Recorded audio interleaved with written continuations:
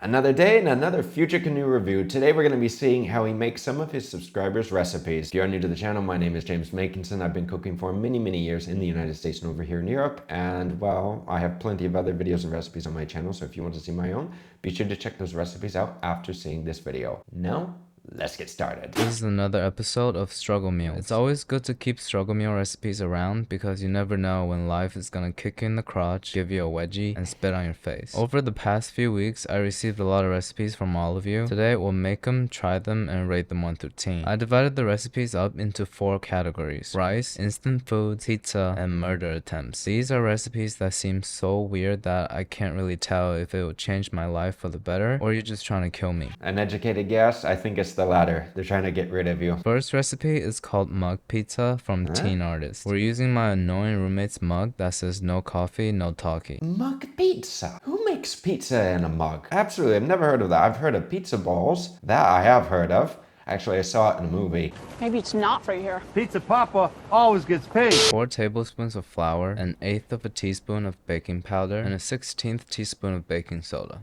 Who measures like that? We'll also add some salt, mix all the white ingredients, we'll move on to the wet ingredients, which is just milk that I got for myself and some olive oil. Turn that into a paste, we'll top it with whatever we like. Obviously we're gonna go with a lot of never-ending raclette. Finally, we'll just throw it into the microwave for 1.5 minutes. Do you think my microwave's clean? Oh, you know the sad thing is that is probably cleaner than most microwaves. Here it is, the mug pizza. Smells better than it looks, but let's give it a taste and rate it 1 through 10. Tastes kind of like an overly moist biscuit or a really savory cake. The cheese definitely saves the day. As a struggle meal, it's a solid 6 out of 10. It's just dough and cheese. I mean, it's not even a pizza. The tortilla crust is a little unstable, so we're gonna stack them up. And our first step is to put them in the oven to get crispy. And to make it more authentic, we'll top it off with tomato puree and never-ending raclette. You know, if I didn't know any better, I would actually say that this is one of Jamie's meals in 10. Kind of looks like it, doesn't it?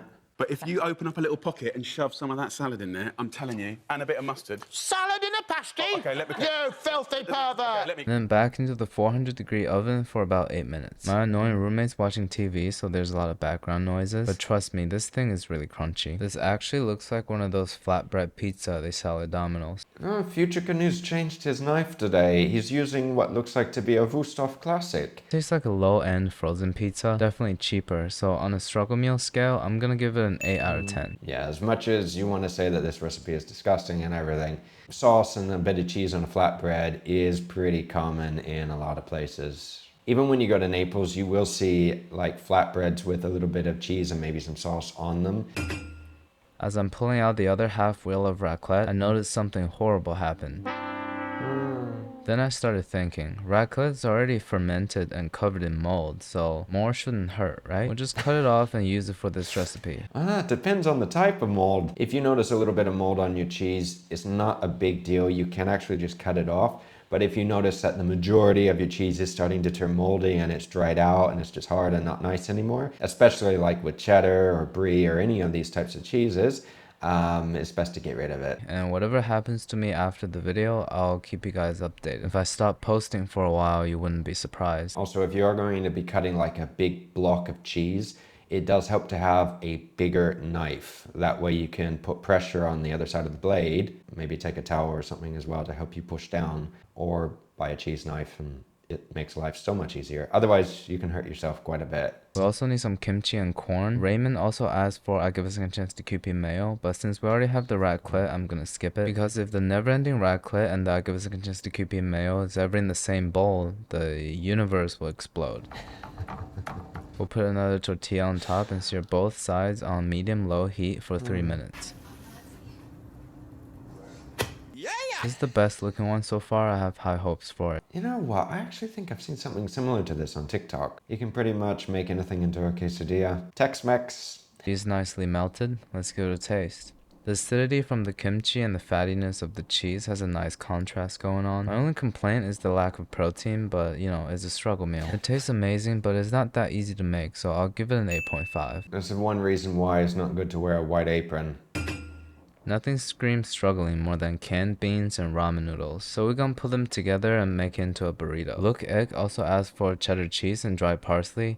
I'm gonna skip those. I'll just microwave some Taco Bell refried beans, cut up some pepper, and pretty much all of the flavor in this burrito come from my favorite ramen, Indomie. I should make a dedicated video for it. We'll go a layer of beans, pepper, and noodles. Roll it up. I've been seeing a lot of comments lately accusing me of being obsessed with cross sections. My response to that is, you're right. And this one is looking pretty good. The refried beans gets kind of creamy intertwined between the noodles. Creates a pretty interesting texture. And the pepper has the freshness that I desperately needed. But I'd rather eat Indomie on its own, so I'll give it a 5.5 out of 10. You know what? He should have fried it. That would have made this nice and crispy. Would have added that nice crunchy texture to the outside. This one scares me a little bit. Our boy Amir calls this soy oats. You're right, it sounds exactly like what it is. It starts off normal. To some oats, we'll add some water, boil till creamy. Now it gets weird. Amir wants me to put broth powder and some sunny side up eggs. When he mentioned sunny side up eggs, he added he trusts me. That's a reference to my streak of not being able to cook a single egg properly. I'm sorry to tell you, Amir, you underestimated my laziness, because I'm about to replace both the broth powder and eggs with miso paste. Yeah, well, trust me, Future Canoe, I know your pain. I had Invisalign for 2 years, and I just got them taken off. So sometimes I don't think things through thoroughly. And I tell you, speaking your own language is hard enough, but trying to pronounce in Spanish as well and roll the R's, whoa, that was difficult. I understand where you're going. It's just a savory oats, so I think it'll do. Finally, some soy sauce, stir that together, and we're done. Here's what I call the healthy lunch for a Japanese horse. Honestly, it just looks like it's porridge. He made some oats for breakfast. That's what it is. Trust me, it could be much worse. Better than I expected, but I'm not gonna take a second bite. 7.5 out of 10. This one is said to be a traditional family recipe called the milk soup. It's ironic how it's a family recipe, but my dad's still not back with the milk. While the milk is coming to a simmer, we'll add some sugar, and I don't know what these noodles are, so I'll go with the ramen noodles. It's all noodles, they should be similar. They should be similar, but I hope he's not going to be adding the little packets that come with the ramen normally, because then it's not going to be similar. But this is basically going to be like a sweet noodle milk dish.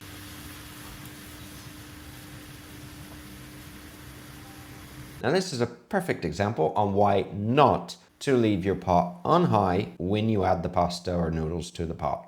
Once the noodles are cooked, it's ready to consume. It's just hot milk and sugar and instant noodles with nothing else, no seasoning. And I'm gonna taste it and rate it 1 through 10. I'm gonna put this in my mouth. There's that bloody bent fork again. It does actually seem to work better if you bend it, doesn't it? It holds on to more of the noodles. Now back to the small pot, we'll spray in some oil and put it on high heat, starting with scrambling some eggs. And when the eggs are cooked, we'll put in some diced tomatoes. I just diced them really fine. Sure you did. The can did a very good job, didn't it? Kind of looks like a little bit like shakshuka, no? But instead of with like poached eggs, you're making scrambled. We'll season it with soy sauce and water, and again coming with a whole packet of Indomie. I feel like with this, we're exiting the realm of struggle meals, so it's okay to go above and beyond with this one. Cheese pull and tomato sauce. This is like if you had lasagna for dinner and threw it up later that night. Now that actually happened to me one night. I made a beautiful lasagna. I had a little bit too much wine to drink. I was with my aunt and uncle. And, well, I didn't have the lasagna anymore. It came out. I've always been a big fan of the tomato and egg combo, so coming into it, I knew it was gonna be decent. It's kind of like shakshuka or that Chinese dish. We just added a whole packet of Indomie into it. Even though it tastes great, I'm gonna give it a 6.9 because it has too many steps. This is an important category because I just learned that 20% of all calories consumed by human beings on Earth is in the form of rice. That means 1 in every 5 calories. No wonder why egg fried rice can become its own niche on YouTube. Funny enough, if you actually Google the most consumed food in the world, rice is the #1 most important food in the entire world. If I'm not mistaken, pizza is the favorite. It's the most popular dish in the world. First recipe is from bechamel sauce. Is this short for bechamel sauce? He calls it vomit rice. Yum. Starting with dried seaweed, I'm gonna cut up some of these old sushi nori into a pot, then some instant noodle seasoning, obviously Indomie again, 1/3 of water, of a cup or of the pot. Put it on the stove to simmer and stream in an egg. Kinda similar to the technique from egg drop soup. The smell of the seaweed and egg combined is really coming through, like a polluted beach with sulfur. In other words, that kagagamaga. You know when you go to an apartment building and you smell other people's cooking on each floor and you're going, what are they cooking? That plus crap. The only difference between this and vomit is the reflective acidity. Let's give it a taste and rate it 1 to 10. Oh, that is nasty, isn't it? That doesn't look nice at all. That actually looks like something that would come up instead of going down. Tastes like the combination of a seaweed miso soup and porridge, so things I don't enjoy. But the ramen seasoning packet really saved it. I think this only tastes good if you're cold and starving. 7.2 out of 10. Sometimes food tastes better than it looks. Then again, that's not always the case. Sometimes food tastes just as bad as it looks. So delicioso. You don't want to pour too much, so don't put too much at the beginning. Just kind of pour a little. Mix it really, really good. Next rice recipe also has a great name. Anna calls it the thick risotto. I can already feel Italian hands coming on my face just by deciding to make this dish. As long as you don't add any pineapple to pizza, I think you'll be okay. Ma che stai facendo? Provo l'ananas sulla pizza. Ma che sei scemo? All we need to do is combine cooked rice, cream cheese, mozzarella, she made never-ending raclette, oregano, and ketchup. We'll mix everything together and put it in the microwave for 30 seconds. Ah, he's been watching Nigella Lawson, hasn't he? A bit of milk, full fat, which I've warmed in the microwave. This may be why he's been so elegant with how he explains things that are so disgusting. I think the name of the previous dish is more fitting here. Maybe I should post this on Instagram and tell everybody it's risotto. Nah, I don't want to be dealing with mean comments. You don't have to make something bad to get mean comments. You can make something perfectly fine. You still get mean comments. A lot of tiny cheese pulls going on here. It does have the consistency of risotto, but the overall flavors reminds me of Wegmans sushi rolls. I'm a fan of cheesy rice, so I'll give it an 8.6 out of 10. I know it doesn't look good, but it tastes decent. This honestly looks like one of those COVID recipes that everyone seemed to be coming up with during the quarantines and everything. People had too much time on their hands and they were making some weird combinations at home. To the land of diabolical ideas, murder attempts. Surprisingly, these are the simplest dishes of the day. Starting with the OJ Goldfish cereal. Yup, it's exactly how it sounds. So the normal cereal procedure. Believe me when I tell you, there's no goldfish in my local grocery store. So once we pour the juice, cheesy fish will be replaced by the extra toasty square with a hole in it. This is like the medicine for calcium deficiency, or a sign of mental instability. This is like another one of those recipes where I never combine the two, you know? It's like you don't take your little Weetabix and then you're going to stick some apple juice in it. Why? I'm ashamed to admit it, but I'm digging this a lot. Normally when I eat Cheez-Its, it's always too dry. My throat is extremely experienced with swallowing, but they still manage to give me salty surprises sometimes. He actually likes this. Oh, this is bizarre. This one's weird. Aya claims this is a Filipino classic, the Milo over rice. I have no idea what Milo is. Personally, I'm more of a fan of Ovaltine because it's British and Milo is Canadian. Considering Maltesers are my favorite candy, I'm sure this wouldn't be that bad. We just put a couple scoops of Milo powder on top of cooked rice and eat it just like this.